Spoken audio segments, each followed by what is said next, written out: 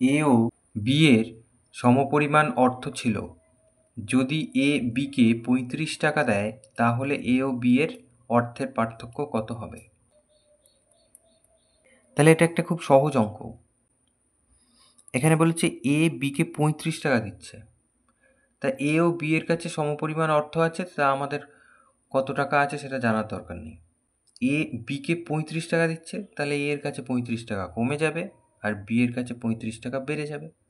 তাহলে পার্থক্য কত হবে? ৩৫ প্লাস ৩৫, ৭০ টাকা পার্থক্য হবে।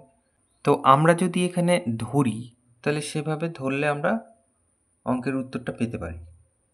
তো ধরা যাক, যে কোনো সংখ্যা ধরা যাবে, আমরা ধরা যাক এ ও বি এর অর্থের পরিমাণ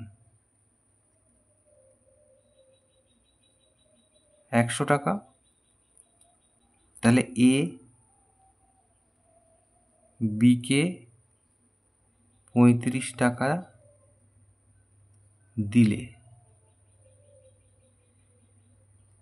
এর অর্থ ১০০ টাকা ছিল, ৩৫ টাকা দিয়ে দিয়েছে, তার মানে ৬৫ টাকা।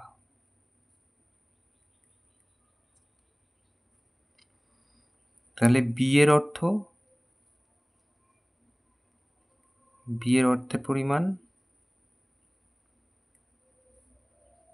তার কাছে ১০০ টাকা ছিল আর ৩৫ টাকা এ দিয়েছে,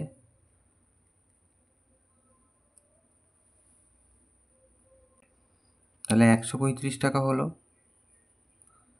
তাহলে অতএব দুজনের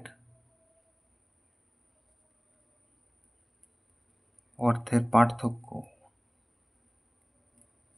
১৩৫ বিয়োগ ৬৫, তার মানে ৭০ টাকা।